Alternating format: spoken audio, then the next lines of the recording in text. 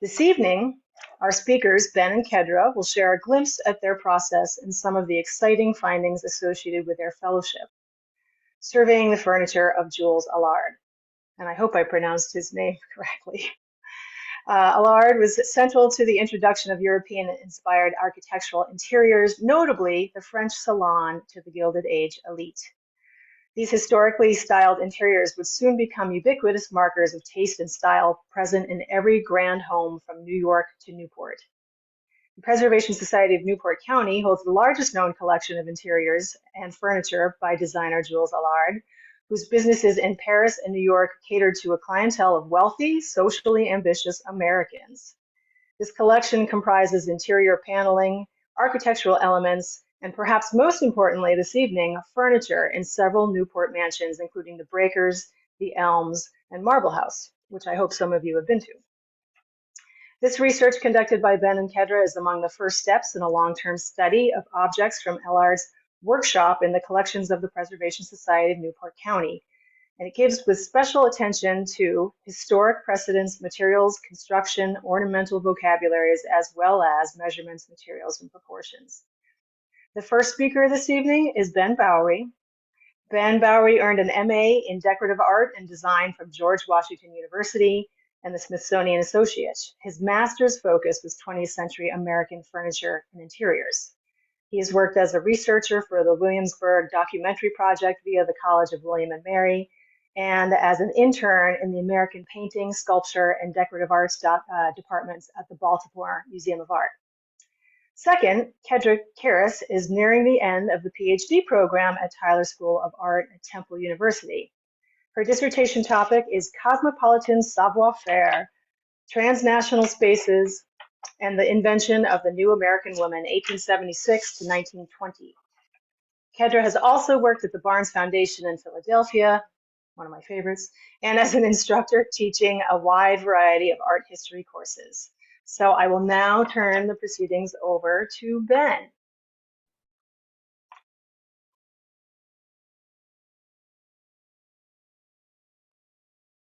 Thank you, Dawn, and a big thank you to the Rots Jones Duff House for hosting us this evening. Hello, everyone. My name is Ben Bowery, and I'm so excited to share with you some of the exciting work we've been conducting in Newport.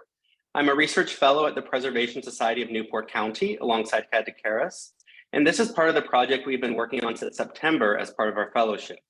My presentation, Data and Decoration, Surveying the Furniture of Jules Allard, is a brief overview of our planning process for surveying furniture and the collections of the Preservation Society, why this data is important, and our goals for the project. I'm also going to share some work we've done on one of the Preservation Society's newest and most exciting acquisitions, Mr. Berwind's original bed and dresser from the Elms, and how we are able to apply our survey to methodically study these pieces.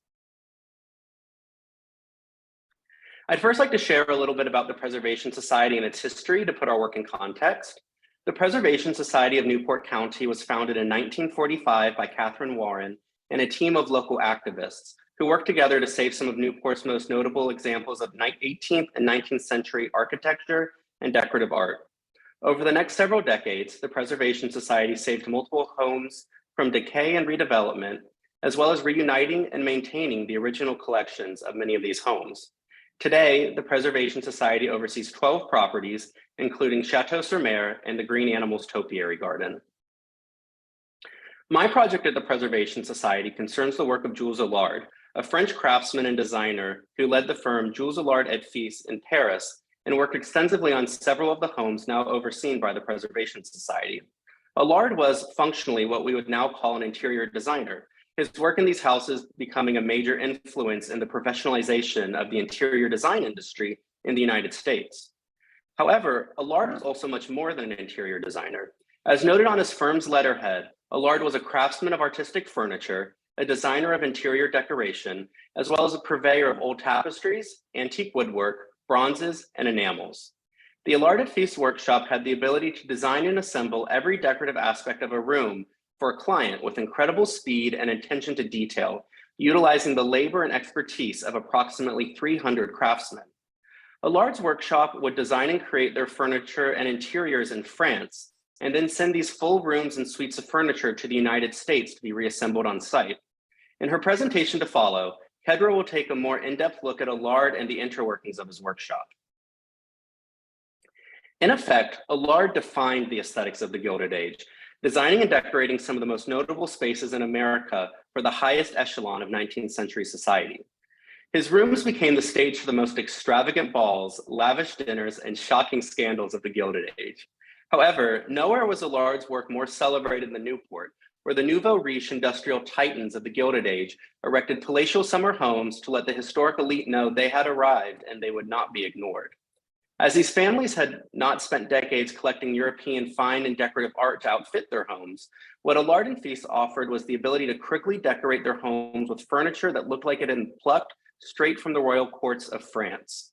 Listed to the right are several of the homes Allard worked on in Newport, including Miramar for the Widener family and later renovations at Beechwood for the Astor family.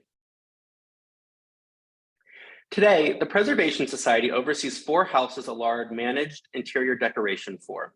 These are the Breakers, built for Cornelius Vanderbilt II and Alice Vanderbilt between 1893 and 1895, Rose Cliff, built for Herman Ulrich and Teresa Fair Ulrich between 1899 and 1902, Marble House, built for William Kissam Vanderbilt and Alva Vanderbilt between 1888 and 1892, and the Elms, built for Sarah Hermione Berwind and Edward Berwind between 1898 and 1901. These houses represent the most extensive collection of Allard's interiors and furniture of any organization in the United States, and likely even the world. As Allard has historically been overlooked by many design historians studying this period in American history, this sets the stage for our fellowship project here in Newport, using these 4 houses and their collections to further our understanding of Allard, his designs, and his workshop. However, in starting this project, we ran into a major problem. Very few bills, letters, designs, and other correspondence survived between Allard, his clients, and their architects. We believe many of these documents were passed down through families and later lost in time, or fell outside the parameters of the Preservation Society's early collecting mission and were not actively acquired. We also have reason to believe Allard himself actually destroyed many of his bills and records due to a smuggling and tax evasion trial, where Allard was accused of concealing paintings in his furniture and misrepresenting the source of historic wall paneling to avoid tariffs during shipping. Beyond a handful of historic photographs and inventories, we had very few primary sources that tell us more specifically about Allard's work in these homes.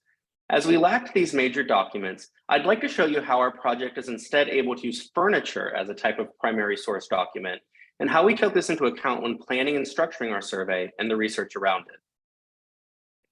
I'd first like to walk you through the 2 major goals of our survey. Our first and most major goal is to examine every piece of furniture attributed to Allard in the Preservation Society's collections. This spans hundreds of objects and includes chairs, tables, stools, armoires, beds, and even pet furniture. This is a miniature bergère just over 2 feet tall and was made by Allard for Hippodale, Elizabeth Drexel Laird's beloved dog. Today, these portraits in the pet chair are on display at the Elms. In addition to furniture, our houses also contain much of the original Allard textiles, paneling, sconces, and other interior elements. However, these fall largely outside the confines of our survey and will be addressed by future fellows as part of the Preservation Society's ongoing efforts to research Allard's work in Newport. As we considered our goal, we had to address 2 questions. What kind of data did we want from the survey, and what was the most effective way to record it? This came together in our survey sheets. We explored multiple options for recording data and realized we needed a solution that could be easily utilized in the field, efficient and methodical for recording data, while also flexible enough to note anomalies, and have the ability to be edited later for accuracy. We settled on using editable PDFs that could be filled out on iPads or computers and did not require an internet connection, meaning they could easily be used anywhere. Using an array of editable checkboxes, drop-down menus, and typable fields, I created survey sheets that are quick and easy to use, keeping our data collection as organized as possible. On these sheets, we track a range of data. For example, we record measurements of each piece, wood analysis observations, prominent motifs, forms, and any unique marks we find. This leads into how we process this data. This is where the importance of quantitative data really comes into play. By pulling the data from our survey sheets into an Excel document, we're able to start building out a more analytical understanding of our observations. For example, we can quantify how many pieces Allard uses animals on, what kind of motifs are most commonly found on Allard's chairs, or what rooms feature the most uses of hairy paw feet. This turns the aesthetics of Allard's individual work into larger chunks of information that can be used to draw overarching conclusions.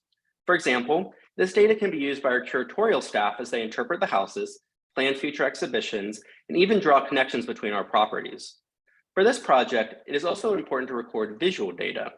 As my personal project for the survey, I am building a design compendium to photograph, compile, and organize elements such as the different motifs Allard uses across his pieces and any writing and signatures we find. For example, these two songbirds are an interesting crest detail found on Mrs. Berwind's bathroom mirror in the elms. Placing this alongside other examples of bird carving in Allard's work allows us an easy means of visual comparison. These two ways of processing data tie in closely to our survey's second major goal, to create resources that help researchers at other institutions learn more about Allard and definitively attribute some of their furniture to his workshop. This includes other historic house organizations, as well as museums and auction houses. Unfortunately, Allard signed very few interior elements and virtually none of his furniture. While we are confident in attributing many of our own pieces to Allard, other institutions are not, or may not even know it's a possibility Allard created an object in their possession. Using visual comparisons from my design compendium and the conclusions from our data analysis, this gives other institutions the ability to more accurately attribute their furniture and interiors.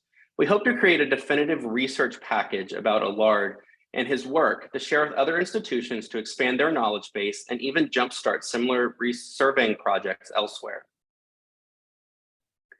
We're also working to build relationships with other properties Allard worked on to expand our knowledge base.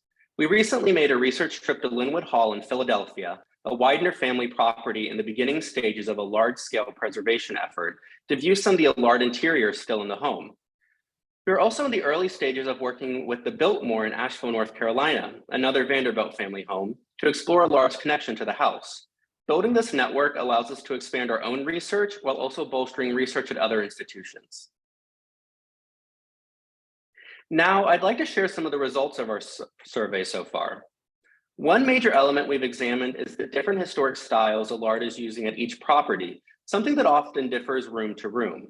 Allard is broadly working under the umbrella of the Second Empire, a style that flourished under the reign of Emperor Napoleon III in the mid-19th century, utilizing what we now refer to as classical eclecticism. This means designers like Allard were drawing on forms and ornamental motifs from various historic styles, putting them together in a single piece, finishing them with upholstery that spoke to modern comfort, and ultimately creating a unique design amalgam. This style, in effect, showcased the aesthetic features of historic styles while divorcing them from their academic context. In our survey, we try to identify and track these individual historic elements to create a certain design coherence and group pieces with a dominant overarching style. For example, the Kuhl legs on this dining chair on the left from the elms are an older classical form that were commonly used in Renaissance furniture. On the right, you see a dining chair from Marble House where the robust proportions of the chair, especially the legs, show Allard working in a more Baroque style. You see these robust proportions become a little more delicate, fanciful, and comfortable here in this chair from the Elms drawing room that takes after the Rococo style, while the form of this fatille chair to the right, with its rounded backrest, elegant curves, and fluted legs, is much more in the Empire or neoclassical style. Through tracking the ways Allard utilizes different historic styles in each room, we're able to begin to draw larger conclusions about aspects such as which design styles Allard finds suitable for public versus private spaces, or how a man's bedroom may be in a more appropriate space to utilize Renaissance elements in, while it could be preferable to use Rococo pieces in a woman's bedroom. Clarifying design elements like this aids in more general interpretation efforts in these spaces and helps us understand the larger decoration schemes of these homes. Our second major finding is an ongoing effort to attribute furniture to Allard. As I previously mentioned, Allard signed virtually none of his pieces, and as we lack thorough documentation linking Allard's workshop to very few objects. Because of this, we continue to look for ways to connect our collections to Allard. We have found multiple fragments of writing inside tables and case furniture, as seen here on the right. This is a Rococo night table from the gold bedroom in the Elms, where I recently found writing in the compartment that holds the drawer. This fragment gives us the technical name of the form, Table de Nuit, and the style, Louis XV. The use of French and the unusual placement of the writing helps us link this piece and its suite more directly to the Allard workshop and assists us in knowing where to look for more writing. One of our most exciting finds so far has been on the back of the brass handles on the sideboard in the breakfast room of the breakers. As you can see in the image on the right, the stamps on the back of these handles reads 909JA. While we are still researching what the 909 is in reference to, likely something similar to a catalog number or a metal alloy mark, we feel confident in saying the JA references Jules Allard. This is one of the only Allard signatures we have found on any of our furniture pieces and has spurred an effort to closely examine both furniture and interior metalwork across our Allard properties. Another interesting element we continue to find in our survey concerns the more technical practices of the Allard workshop. Working with the Preservation Society's object conservator, Carola Schuler, we have studied the construction of many complex pieces in the collection. We have found many interesting assembly marks telling workers how to reconstruct the furniture after it arrived in the United States, as seen here by the numbers beside the joins. We also continue to look for tool marks across the furniture. While many pieces feature hand-carved ornament, we have found many marks that suggest the use of power tools in the Allard workshop, such as some faint parallel lines seen here on this bed frame. Something we've noticed on many examples of Allard's case furniture is that the backs are unusually neatly finished with plain boards. Using a hand plane, much like the one pictured here, a worker would drag the blade down a piece of wood to even and smooth the surface, something that would be quite time and labor intensive in the 19th century, totally impractical for a detail that would never be seen. However, by using a steam-powered planer, of which we found multiple marks that suggest was used in the Allard workshop, this process becomes fast and easy, a massive change from even 10 or 20 years earlier. This really highlights another reason a client would want to hire Allard. He had the ability to create high-quality, neatly finished furniture incredibly fast through his large team of workers and the use of power tools. These tools help explain how Allard was able to furnish homes like the Elms and the Breakers in approximately 2 years, something that would be an astronomical feat even today. For context, the Elms was built primarily between 1899 and 1901, and in this time, Allard was able to design, create, ship, and reassemble the more than 20 rooms he primarily oversaw in the home, including furniture, paneling, and fine art for the ballroom, sitting rooms, bedrooms, and even the bathrooms. One final result we're happy to share from our survey is how we're using our findings to strengthen our collections database. By taking the time to carefully look at every individual piece, we're able to add detailed notes and photographs to bolster each object file to help future conservators, collection staff, and researchers. We're also able to produce helpful documents, such as these room maps I generate for every space we survey to know where each piece is found in the room. This is especially helpful in rooms like the Breakers dining room, where we have over 30 dining chairs. This also helps staff quickly find objects that could need conservation or attention, as well as help reset rooms after special events, or even filming for HBO's The Gilded Age, such as this scene from the season 1 finale that was filmed in the Breakers music room. With Allard's furniture and interiors being shown to an international audience through the show, our project has become even more timely and exciting. I'd now like to quickly walk you through one of our most exciting recent acquisitions, the generous donation of Mr. Berwind's bed and dresser from his bedroom in the Elms. I'd like to show how we were able to use our survey to create initial object-based research that can be built on later by curators and conservators. We recently reassembled the bed and dresser in the basement kitchen of the Elms, seen here, and you are actually some of the first people to see these beautiful pieces that will be reinstalled upstairs in the near future. To provide some brief context, after the death of Julia Berwind in 1961, the Elms was purchased by a commercial developer who planned to raise the home to build a shopping center. In June of 1962, an auction was held on site and most of the furniture was purchased and removed from the home. Shortly after, a mere weeks before the house was to be demolished, Catherine Warren and the Preservation Society reached a deal to acquire the property and was open to the public for tours days later. Many local residents donated the furniture they purchased from the auction back to the house, while others donated their own furniture to furnish the home in an appropriate style. Many of the original Elms pieces remain in circulation today and have been regularly donated back to the Preservation Society ever since. Most recently, this includes Mr. Berwind's bed and dresser. One of our major results from surveying the Berwind bedroom suite has been developing our understanding of how Allard is interpreting Renaissance design in these spaces. While the rectilinear forms and use of classical ornaments solidly connect these pieces to the Renaissance style, the design is not as sculptural, robust, and heavy as most furniture from the period. Even when looking at examples of Renaissance revival furniture from the 19th century, most pieces have an elaborately ornamental astragal-shaped crest, while this bed form is incredibly rectilinear. This tells us more about Allard's unusual interpretation of Renaissance design and help us identify more Allard pieces in this style. Part of this design research includes comparing the carving to historic examples. On the left is the wreath found on the center of both the footboard of the bed and the center door of the dresser. It is made up of distinct fruits and berries, bound with a ribbon, and features a bulbous cartouche in the center. We can compare this to the example below from Henri Avard's Dictionnaire de l'Illumement et de la Décoration, a source we know Allard owned based on book inventories, as well as similar designs from the book found on other pieces. This sketch from Avard can, in turn, be found on this older French carved chest panel from the 16th century, now in the collection of the Metropolitan Museum of Art in New York. This creates a logical progression where we can reconstruct Allard's design inspirations and track his unique contributions to this design. For example, we see here on the historic panel that the carving is quite busy, filling out the whole space with serpentine arabesques, this heavy carving being characteristic of the Renaissance style. However, on the panel for Mr. Berwind's bed, we see that Allard has really stripped the design down to its primary elements, leaving much more negative space, and he has added a crinkled ribbon, a romantic motif found throughout the elms. We continue to look for similar examples to thoroughly understand Allard's design influences, as well as his unique contributions as a creative.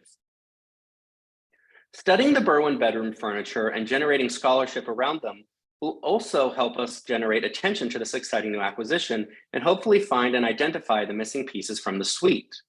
Based on the auction catalog, we know that there was a marble top night table, 3 side chairs, and a library table in suite with the bed and dresser. Based on other bedroom suites in the elms, we believe these missing pieces contain similar carved ornament and a generally sparse, rectilinear treatment of form. In the coming months, we hope to publish articles and information about our furniture to help find out what happened to the rest of the suite and hopefully reunite this beautiful collection of furniture at the elms. I'd like to thank you all so much for joining us this evening to learn more about our research at the Preservation Society of Newport County.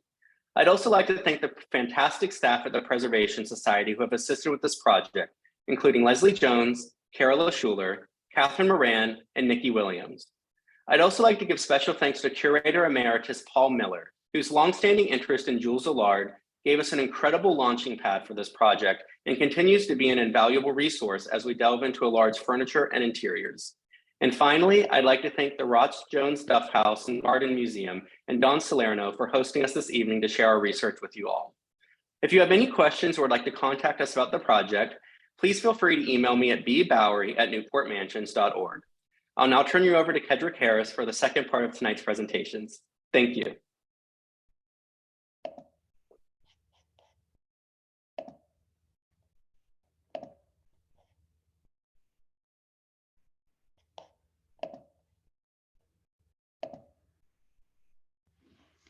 Thank you, Ben.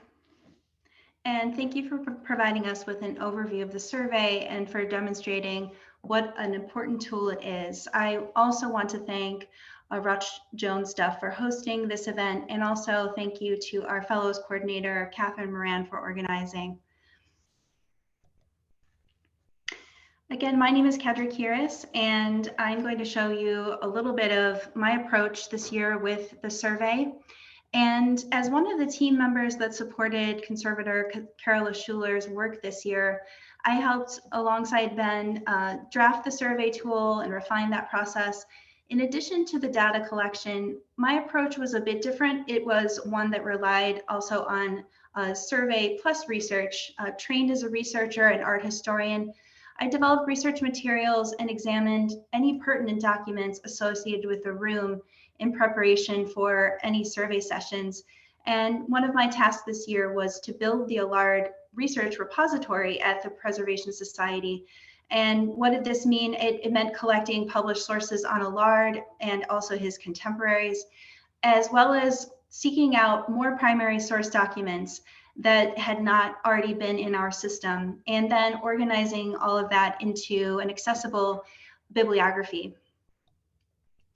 And so I reviewed a key set of primary documents on the breakers held at Newport Historical Society, and those include letters, telegrams, and furniture estimates between Allard and Cornelius Vanderbilt II.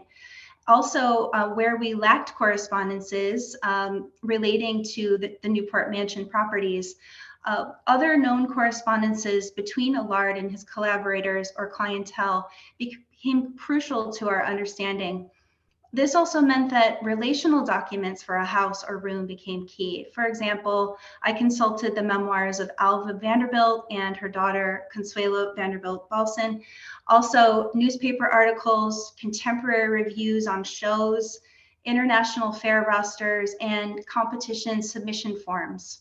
I also provided some translations from French to English of some important contemporary resources on Allard. And one key editorial on Allard I brought in was new to the Preservation Society. This became a vital resource on Allard's biography, his artistic activity, and also his reception in France. And some of that I will share with you tonight. I just want to thank all of these institutions. These are some of the collections I consulted over the course of the fellowship, and building our repository of material supports the projects of conservation and curatorial staff at the Preservation Society. Additionally, it was my own personal goal to contribute to new scholarship in the field on Allard and his Gilded Age clientele. And I did so by drafting and submitting an academic article on Allard's Marble House Interiors Commission for Alva Vanderbilt. And I'll also be sharing some of that material with you tonight from that forthcoming publication. And scholarship such as this helps to raise awareness about objects in the collection, and also raise the profile of scholarly activity at the Preservation Society. So a part of the important work needed on increasing awareness on Allard's artistic output is the recognition of works like this drawing. And here I was able to discover this design in the Library of Congress. This is a drawing that Allard made for the ladies' reception room ceiling at the Breakers that was designed by Allard, and that was otherwise cataloged as a drawing by Richard Morris Hunt. So in the bottom left corner, and I have a detail there, you can see Allard's signature. Early in the year, I pursued another crucial resource to our understanding of Allard's use of design sources, and this record of Allard and Company's sale lists the objects sold at Allard's estate sale in 1907. This includes furniture, textiles, tapestries, and fine art, and it also includes a list of books that you see here on the screen that were in the possession of Allard at the time of his death. And I tracked these books down. Some of the titles are very abbreviated, so that was challenging, but gathered the titles and brought them into our repository at the Preservation Society. And what this does also is these books owned by Allard help to ground the survey in concrete design sources we know that Allard was looking at, that he had in his possession. And this is an example taken from one such book of the design plates in Allard's collection. And this one is by César Dali. And the way this design is labeled with a historical style, it's labeled Louis XIV. This demonstrates that revival styles were incredibly popular at the time, and that there was a desire to codify these styles by historical period. In the collection that we have, the list of books, there are contemporary design plates that Allard had in his library. And this tells us that Allard was current. He was up to date on contemporary trends, and that he made use of both classical and so-called modern styles. These sources aid with identifying design sources and accurately assessing how Allard used and adapted these historical styles into his own original designs. Another effort I spearheaded was developing a system for organizing research on the Allard room. So here you see examples of 2 of those rooms. The purpose of these is to provide a centralized collection of fact-checked information for future researchers and for staff at the Preservation Society. And that would include important dates, provenance, so style markers, design sources, and then construction notes, as well as a bibliography. So let's turn to Allard's formative years in Paris in order to understand the context for his artistic world and the impact it would have on his work with Newport clients. Born in 1832 to a well-to-do bourgeois family, his father, Célestin Allard, was a cabinet maker and was the founder of Maison Allard. His birth certificate tells us his family was living in the 5th arrondissement on the left bank, a hub for artistic activity. Jules attended high school at the Lycée Charlemagne, where he did classical studies. He was pulled from high school in order to apprentice with sculptor Justin Lequin. Allard spent 5 years in this workshop, known for producing artists who worked on the famous opera house, the Opera Garnier, and for producing also an artist such as pointillist painter Georges Seurat. Lequin trained students in drawing using lithographs and plaster casts. And using a form of simplified drawing, Lequin's workshop prepared students for a career in the blossoming field of decorative arts, an industry that relied on the latest technological advancements. The Paris of Allard's youth reflected a rapidly shifting artistic and social climate. In the 1830s, the so-called citizen king, Louis-Philippe, devoted efforts to preserving the Palace of Versailles when the former French monarchy was largely unpopular and the building was threatened by demolition. Additionally, Louis-Philippe favored the revival of classical styles, which would affect the course of art and interior decoration in the 19th century. A revival of the arts of Versailles established an ornamental vocabulary that would become a primary language of Allard's design approach. Additionally, the impact of the Second Empire on Allard cannot be underestimated. After the fall of Louis-Philippe, Napoleon III rose to power and declared himself Emperor of France. It was the year of 1852, and Allard turned 20. The Second Empire's pomp and pageantry, its opulent building and interior projects, and specifically its use of the 18th century Rococo revival, would impact Allard, the designer. Also under the Second Empire, the massive renovations project turned Paris into a constant demolition and construction site. As we see in this photograph by Charles Marville, the salvaging of 18th century townhomes with their precious carved wood paneling became a frequent practice. Allard would soon become known as a procurer of these authentic panelings for his elite American clientele, as with the ladies' reception room at the Breakers, pictured here on the right. The construction of the Opera Garnier would begin in 1861, while Allard was actively designing. The crowning achievement of the Second Empire, it was a technological and artistic feat that garnered international attention and captured Allard's imagination. Built with industrial precision, employing a collective of leading artists and hundreds of craftsmen, the Garnier construction reflects a model of collaboration and cooperation that would form the basis for Allard's own workshop and collaborations with major architects and designers. These images depict the ceiling decoration for the music room at the Breakers in Newport. On the left, we see the initials RB for designer Richard Bowens, who collaborated with the architect Richard Morris Hunt. And on the right, Jules Allard, whose initials AF indicate Allard Fils. This collaboration between the 3 incredibly talented artists reflects that team spirit of the Garnier design and construction. The long-lasting effect of the Palais Garnier's design vocabulary can be seen in Allard's classical gilded female masks, as well as in his smooth-surfaced, clean-edged ornamentation with simplified geometric designs seen here in the examples on the right from the Breakers. Allard was a regular competitor in the international exhibitions that celebrated industrial advancements. He earned a gold medal for furniture at the 1878 World's Fair for this Renaissance Revival cabinet. The juries of the World's Fairs looked for original designs, artistic craftsmanship, but also innovation in technical achievements. And by the late 1870s, early 1880s, Allard's workshop of 300 workers was state-of-the-art, equipped with steam-powered machines. Allard's first American commission was around 1880-81 as a procurer of luxury goods for William Henry Vanderbilt. It was thus that Allard entered the Vanderbilt family orbit. American architect Richard Morris Hunt took notice of Allard's work in France, and in 1882, he collaborated with Hunt for New York Arriviste Alva and William K. Vanderbilt's New York mansion. Allard also worked with Alice and Cornelius Vanderbilt II on their New York mansion. A master of revival furniture and interiors, Allard quickly gained popularity with American industrialists.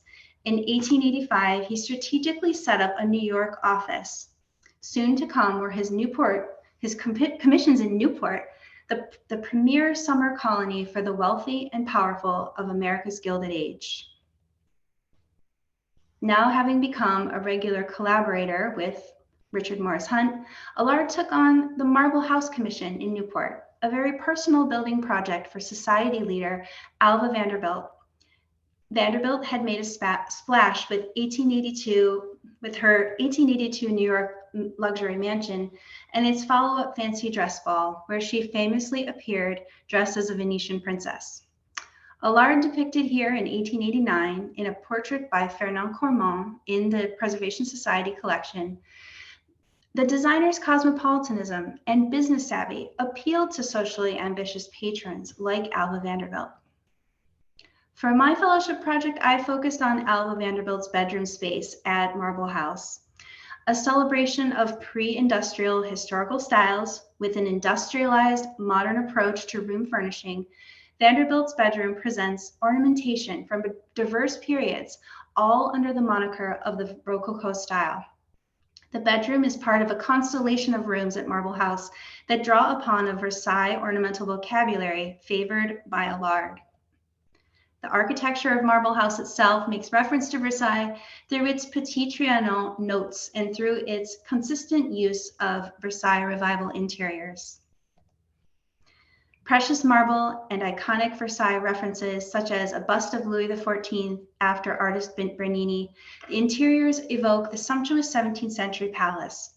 One of Allard's contributions to the house stands in a prominent position.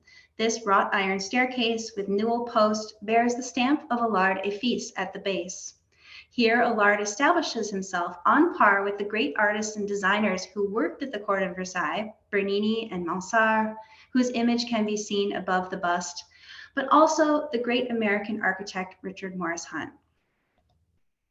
With the sale of Marble House to Frederick H. Prince in 1932, Vanderbilt's bed was removed, its hangings and bed textiles were packed away, and the bedroom space was converted to a sitting room. Following the acquisition of the house by the Preservation Society of Newport County in 1963, the room furnishings were reassembled, and the original bed was located and reinstalled, although its canopy and dais had been lost. Using the cornice of an original but severely damaged wardrobe by Allard, Preservation Society staff improvised the baldachin and installed it as it currently appears. They also rebuilt the dais, which Vanderbilt's daughter, Consuelo, had recounted in her memoirs. And while at first glance, Alva Vanderbilt's bedroom suggests a clear 18th century Rococo theme with its lightened lilac color palette, cream accents, and a light gray painted 19-piece furniture suite, a closer look at the bed, for example, the bed design reveals certain 17th century French Baroque designs.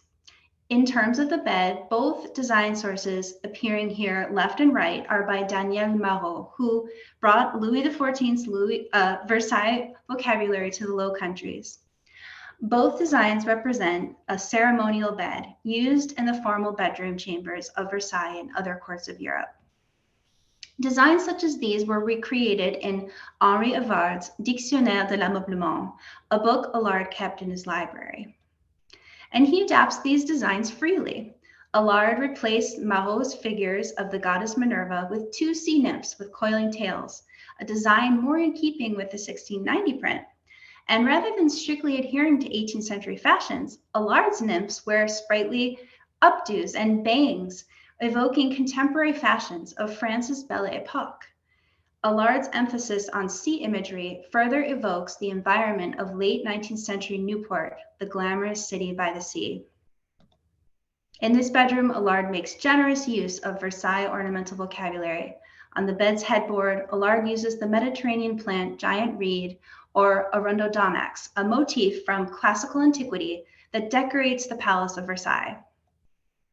Allard repeats this ornament in the gold room of Marble House as well, draping it over doors and mirrors. Apart from the bed, the second most imposing piece of the suite is the gilt bracketed commode. Its light painted finish and playful caryatids recall the Rococo theme of the room, while its marble-topped weighty girth and heavy paw feet align it with the Baroque style. And while we might be looking for a one-to-one comparison of this design in another physical commode, this overdoor from the Salon of War at Versailles provides an excellent design reference. This showcases Allard's fluid approach to designing furniture and interiors. We might ask, does the combination of these Louis styles from 14th to 15th to 16th represent historical inaccuracies on the part of Allard? Or can we see a higher purpose and effect in Allard's blending of styles and periods? Indeed, these furniture pieces are all from the same suite, each with a leg and foot style that is representative of one Louis style.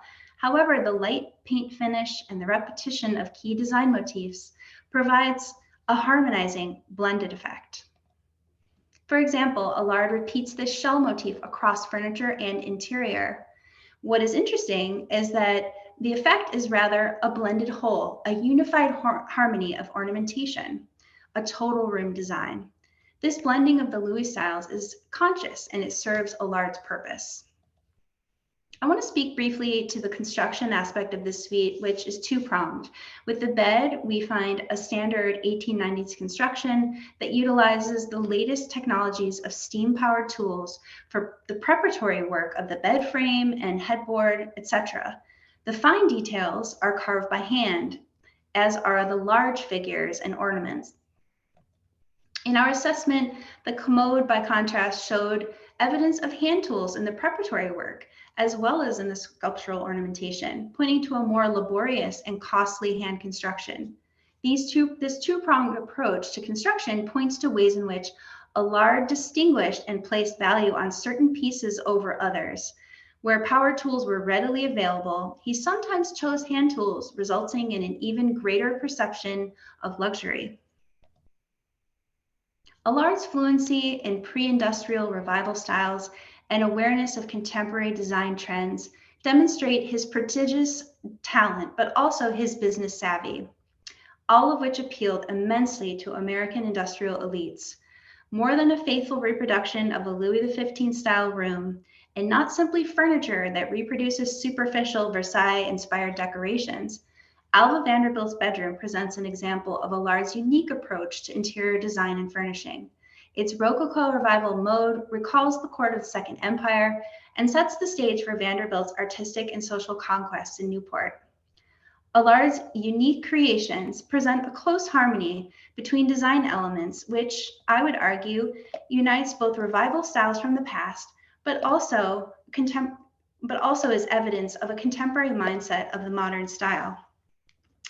Allard's massive popularity with Gilded Age elites suggests that he was appealing because he understood his clients' urgent need for authentic, old world style furnishings. Equally important, his workshop's technical speed and prowess could deliver a product quickly while maintaining a high artistic standard. And as the work continues, Allard's signatures on furniture pieces might continue to elude us. Nonetheless, Allard's signature remains stamped strategically in prominent positions across the Newport mansions, assuring his name will forever be associated with the artistic achievements of the American Gilded Age and with the social conquests of the powerful individuals they represent. I want to offer my thanks as well, echoing Ben, to our Director of Museum Affairs and Chief Curator Leslie Jones, and also Object Conservator Carol Schuler for her fearless leadership on the survey. And my thanks also to Chief Conservator Patty Miller, Marble House Steward Amanda Sams, and for former Chief Conservator Jeff Moore for sharing their knowledge of Marble House with me. And thanks to the members of Collections and Archives, Lauren Landy, Amanda Quink, Victoria McKenna Ratchin, and Jenna Duplessis for helping me to navigate the collection, objects, photographs, house files at the Preservation Society. And a special thanks to Dr. Nicole Williams for serving as my primary advisor and for encouraging me to perform top-notch research. And also, I want to thank Preservation Society Curator Emeritus Paul F. Miller, whose lifetime devotion to the work of Allard forms the basis of our efforts today. So thank you so much. We hope that these presentations have brought a more awareness to Jules Allard and will raise a greater interest in his creations. We hope you'll visit the Newport Mansion soon to experience a furnished interior by Jules Allard. And we thank you, the audience, for being here and your kind support. We welcome your questions if you have any at this point.